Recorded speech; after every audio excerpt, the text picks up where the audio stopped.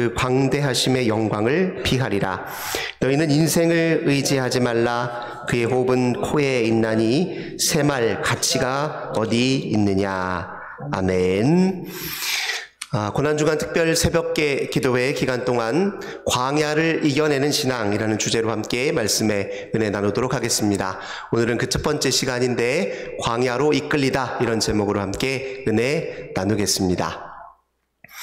우리 기독교 신앙을 특징 짓는 것 중에 하나는요, 광야의 영성 또는 사막의 영성이라고 합니다. 이 광야의 영성이라고 이야기하는 이유는 기독교 신앙의 근간을 이루고 있는 하나님 체험이 주로 어디에서 일어났냐? 광야에서 일어났기 때문에 그렇습니다. 하나님께서 광야에서 유독 이스라엘 백성들을 많이 만나 주셨습니다. 광야로 이끄셔서 그곳에서 하나님이 누구이신지를 가르쳐 주셨죠. 성경의 역사를 통해서 우리는 확인할 수 있습니다. 아브라함 이야기부터 우선 생각해 볼까요? 아브라함, 그의 본래 친척, 그의 조상 대대로 어디 살았습니까? 갈대아 우르라는 곳에 살았지요. 지금으로 말하자면 이라크 남부 지역입니다. 티그리스 강과 유프라테스 강이 흐르고 있는 그 강이 남쪽으로 이렇게 점점 합류하는데요. 합류하는 지점 쪽에 위치해 있는 그 우르라는 곳이 아브라함의 조상 대대로 살았던 곳입니다. 그곳은 인류 최초의 문명이었던 수메르 문명이 꽃을 피웠던 곳입니다. 아브라함의 아버지 데라가 아브라함과 그의 자부 사라를 데리고 하란 땅으로 이주하여 살았습니다.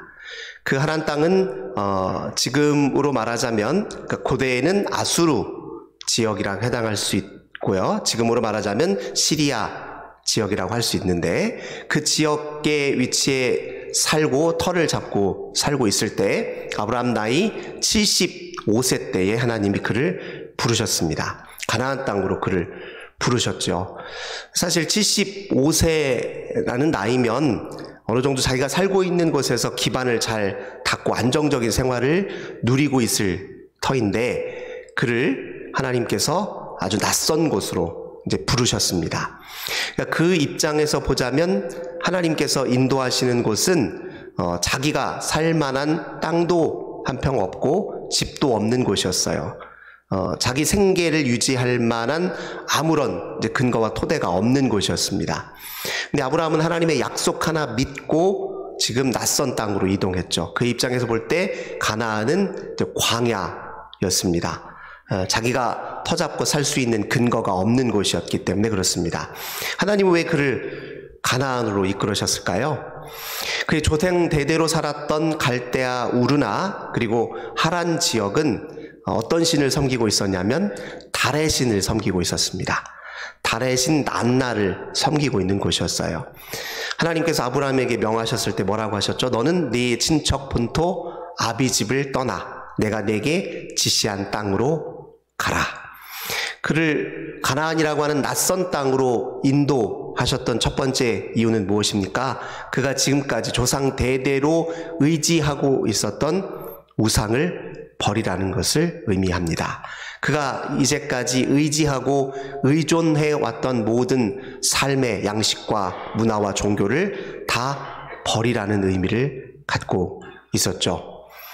모세 이야기도 좀 살펴볼까요? 모세는 우리가 잘 아시는 것처럼 바로가 히브리 민족의 강성함을 걱정이 돼서 계속 자손의 자손을 낳아서 그 히브리 민족이 번창하는 걸 두려워 여겨서 갓 태어난 아이들을 전부 다 죽이라 명했을 때 모세는 그의 부모가 몰래 그를 감추어서 갈대 상자에 담아서 나일강에 놓았지요. 그것이 바로 왕의 공주의 손에 들어가서 어린 시절부터 이집트 왕궁에서 자라왔습니다.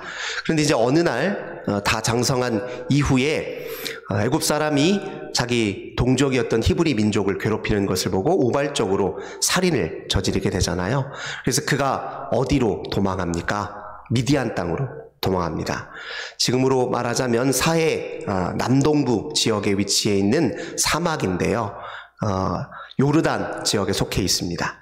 그곳으로 도망합니다. 그리고 미디안 땅에서 생활하던 그 긴 세월 지나서 80세 노인이 되었을 때 하나님이 그를 사막에서 한복판에서 부르시죠. 타지 않는 가시떨기 나무, 불꽃이 사그라지지 않는 가시떨기 나무에서 하나님이 그를 부르셨습니다.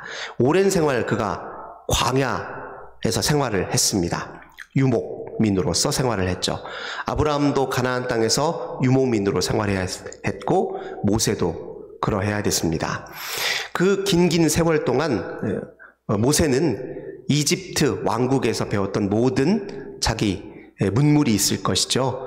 이집트의 문화, 철학, 사상 그 모든 것이 미디안 광야에서는 다 무용한 것이었어요. 아무 쓸데가 없는 것입니다. 광야 생활에는 다 필요 없는 거예요.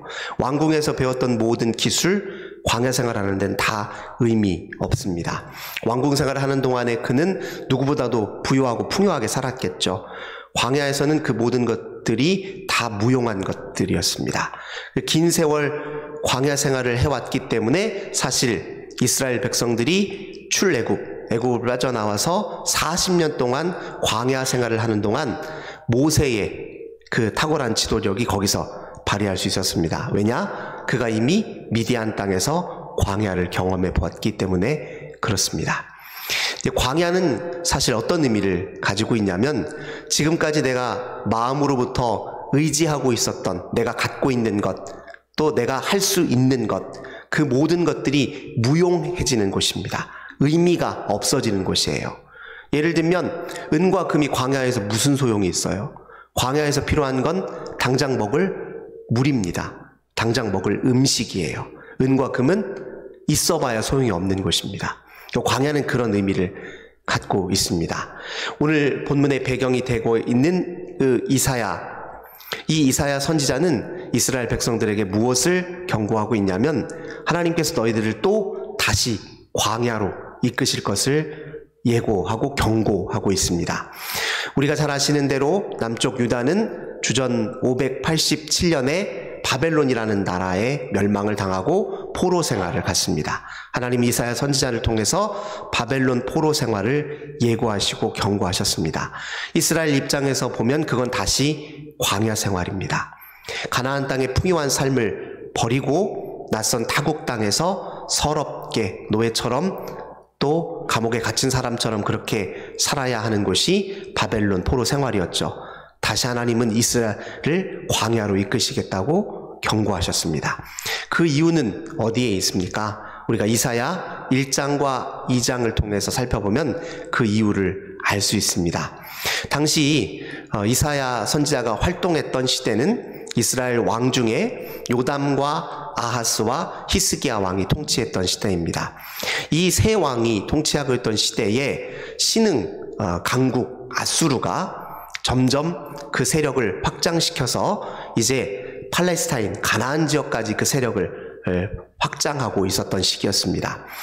요담 왕이라는 왕은, 남쪽 유다의 왕은 북쪽 이스라엘과 연합하여서 또 아람과 연합하여서 그 세 나라가 아수르에 대적하는 방식의 정책을 펼쳤습니다. 그리고 그 다음 왕은 아하스 왕은 북쪽 이스라엘과 아람 연맹국과는 손절하고 아수르와 아수르 정책을 펼쳐서 오히려 아수르 제국이 북쪽 이스라엘을 침략할 수 있는 빌미를 제공했습니다. 그래서 마침내 주전 722년에 이때는 히스기야 왕의 통치 시기였습니다. 이때 아수르는 북쪽 이스라엘을 멸망시킵니다. 그리고 그 세력을 더 남쪽 유다에까지 뻗어서 이제 히스기야 통치 시기에 아수르가 이스라엘 남쪽 유다를 침략하게 되어 있습니다. 그 첫 번째 아수르의 침공에 맞서서 이 히스기야는 누구와 손을 잡았냐면 애굽과 손을 잡았습니다. 이 모든 통치 과정에 사실은 하나님의 나라의 통치의 진정한 왕이신 하나님께 대한 불신앙적인 태도가 그 안에 담겨 있습니다.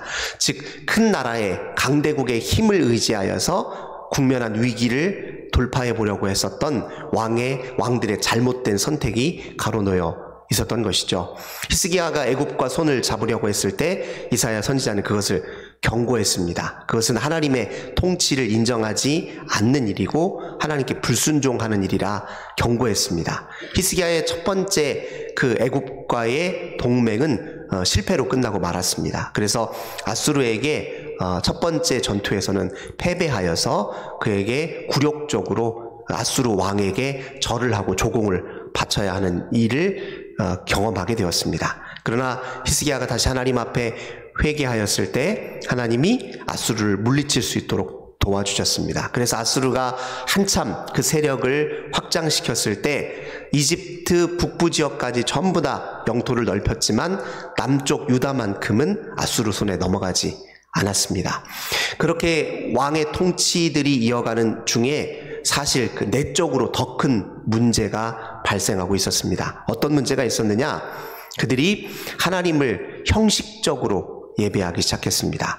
사실은 그들 마음속에 욕망하는 바가 따로 있고 의지하는 바가 따로 있었습니다. 그것은 우상숭배라고 할 수 있습니다. 모든 우상들은 근본적으로 인간의 탐욕의 투사물입니다. 인간이 자기 탐욕을 채우기 위해서 수단으로 삼은 것이 바로 우상들이죠. 우상 앞에 절한다는 것, 곧 자기 욕망을 채우겠다라는 의지를 보이는 것과 같았습니다. 우상을 한편에 마음에 두고 있으니 여호와 하나님의 신앙이 형식적인 차원으로 전락하기 시작했습니다. 그 예배가 형식적인 차원으로 전락하기 시작했습니다. 예배가 형식적이니 일상의 모든 삶 역시 비윤리적으로 타락하기 시작했습니다. 그래서 하나님께서 이사야 선지자를 통해서 이스라엘 백성들에게 이렇게 경고하셨습니다. 1장 11절입니다. 여호와께서 말씀하시되 너희의 무수한 재물이 내게 무엇이 유익하뇨? 나는 숫양의 번제와 살찐 짐승의 기름에 배불렀고 나는 수송아지나 어린 양이나 숫염소의 피를 기뻐하지 아니하노라. 너희들이 드리는 제물 하나도 기쁘지 않다. 내가 받고 싶은 마음 없다. 이렇게 지금 말씀하고 계시죠. 13절입니다. 헛된 제물을 다시 가져오지 말라. 분향은 내가 가증히 여기는 바요. 월삭과 안식일과 대회로 모이는 것도 그러하니 성회와 아울러 악을 행하는 것을 내가 견디지 못하겠노라. 너희들이 드리는 예배 그 마음 중심에 내가 없는데 그 모든 예배, 그 형식적인 예배 내가 원치 않는다. 제물도 원치 않고 분향도 원치 않고 너희들이 지키는 모든 절기 다 원치 않는다. 심지어 15절 보니까 너희가 손을 펼 때에 내가 내 눈을 너희에게서 가리고 너희가 많이 기도할지라도 내가 듣지 아니하리니 너희의 손에 피가 가득함이라. 이렇게 얘기합니다. 심지어 하나님 앞에 기도해도 내가 눈을 가리고 듣지 않겠다 이야기합니다. 그 이유는 무엇입니까? 너희들의 드리는 예배에 너희 심령의 중심에 내가 없고 그래서 너희들의 일상의 삶이 악으로 가득하니 나는 더 이상 너희와 상관하지 않겠다라고 지금 하나님께서 이스라엘 백성들에게 경고하고 계신 것입니다. 그래서 그들을 하나님께서 다시 광야로 이끌기로 작정하신 것입니다. 광야는 전자에 말씀드린 것처럼 우리가 가지고 있고 할 수 있는 일에 의존하고 있는 모든 것들에 다 무용함이 낱낱이 드러나는 곳이 광야입니다. 내가 가지려고 하는 것, 이루려고 하는 모든 것들이 내 인생에서 결정적으로 중요한 것이 아님을 낱낱이 드러내는 장소가 바로 광야입니다. 우리가 십자가 고난을 묵상하며 십자가의 길을 걷는 이 고난 주간에 무엇보다도 해야 될 가장 우선적인 일은 무엇이냐? 우리가 진정으로 우리 마음으로부터 갈망하고 예배하는 것이 무엇인지를 점검하는 일입니다. 우리가 하나님보다 우선하는 것이 있는지를 살펴보고 성찰해보는 것이 고난주간에 우리가 해야 될 가장 우선적인 일들입니다. 내가 지금까지 누려왔던 그 모든 것들, 그게 하나님보다 앞서 있다면 그걸 다시 돌이키는 과정을 우리가 취해야 될 시기가 바로 이 십자가 고난의 주간이라고 할 수 있습니다. 우리가 앞으로 이루려고 하는 그 모든 것들의 의미가 무엇인지를 다시 되새기는 시자가 바로 십자가 고난의 시기라고 할 수 있습니다. 그래서 우리는 의도적으로 십자가 고난의 이 시기에 광야를 살아야 됩니다. 주님은 우리를 광야로 이끄십니다. 그 광야에서 우리는 무엇을 해야 되는지, 무엇을 우선적으로 해야 되는지 더 또렷하고 선명하게 기억하고 마음에 새길 수 있습니다. 광야에서 필요한 건 두 가지입니다. 첫 번째, 하나님과 함께하는 일입니다. 광야에서는요, 내가 갖고 있는 모든 게 무용해진다고 말씀드렸잖아요. 은이나 금 필요 없습니다. 내가 갖고 있는 재산 필요 없어요. 광야에서는 오직 나를 먹이고 입히시고 돌보실 하나님이 함께 계셔야 됩니다. 동시에 그 하나님의 은혜가 필요합니다. 광야는 딱 두 가지만 생각하는 곳이에요. 내가 누구와 함께 있느냐? 하나님과 함께 있고, 내가 누구를 의지하느냐? 하나님의 은혜를 의지하고 있다. 이 두 가지만 확인하는 것이 광야에서 가장 중요한 원칙입니다. 출애굽한 이스라엘 백성들이 광야 생활을 하는 동안에 그걸 아주 뼛속까지 깊이 경험했죠. 자기 스스로는 먹거리를 마련할 수 없습니다. 농사를 지을 수도 없는 곳이에요. 그곳에 나무도 없고 열매도 없습니다. 그때 하나님이 그들에게 만나와 메추라기로 먹이셨죠.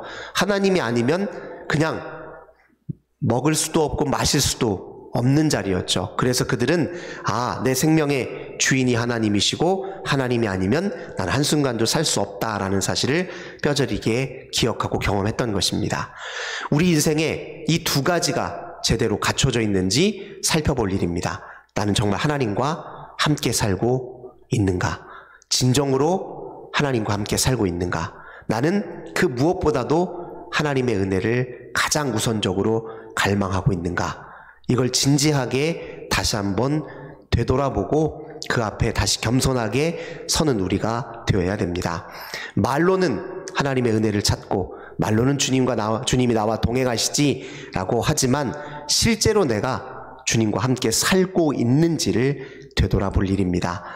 누군가와 함께 산다는 것은요, 일상의 모든 것을 늘 의논하며 산다는 걸 의미합니다. 남편과 아내가 왜 부부입니까? 사소한 일, 또 가정의 중요한 일, 가릴 것 없이 늘 내 삶의 모든 영역을 오픈하고 함께 대화 나누고 함께 결정하고 함께 일을 해나가는 것이 부부잖아요. 그래서 함께 사는 것 아닙니까? 하나님과 함께 산다는 것 역시 마찬가지입니다. 진짜 하나님과 함께 산다면 우리 일상의 가장 은밀한 영역까지도 하나님과 함께 늘 소통이 잘 이루어져야 되겠죠. 오늘 내게 주어진 모든 일들, 그 일의 의미와 가치를 하나님과의 관계 속에서 헤아려 보고 내가 하려고 하는 모든 일의 궁극적인 목적을 하나님에게서 다시 찾고 우리 하나님께서 기뻐하시는 일이 무엇인지를 다시 한번 마음에 새기고 주님 편에 서서 내 인생에 다시 재조정하고 조율해야 될 것이 무엇인지를 살펴서 하나님과 함께 사는 삶에 우리가 집중할 필요가 있습니다. 그리고 그 하나님께 늘 은혜를 구하고 그 하나님을 의지하는 마음을 우리가 반드시 품어야 합니다. 내가 열심히 땀 흘려서 일해서 내가 얻은 수익으로 내 먹거리를 사는 것 맞지요. 그러나 그 마음 가지고 하나님을 잊어버리게 되면 그 모든 것들을 무용하게 만드셔서 하나님을 다시 기억하도록 우리를 광야로 또 이끄실지 모릅니다. 그 전에 우리가 먼저 하나님 앞에 우리에게 주어진 모든 것이 하나님의 선물이라는 것을 다시 한번 진심으로 고백할 필요가 있습니다. 내게 주어진 모든 것은 내 노력으로 주어진 것이 아니라 하나님의 은혜로 주어진 것입니다. 다시 한번 진심으로부터, 마음 중심으로부터 그렇게 고백하며 살아야 우리가 주님과 함께 사는 것이다 라고 말할 수 있고 또 그렇게 고백할 수 있습니다. 이 모든 건 신앙의 가장 기본이고 기초입니다. 근데 가장 중요한 것을 너무 쉽게 잊어버리는 것이 우리들입니다.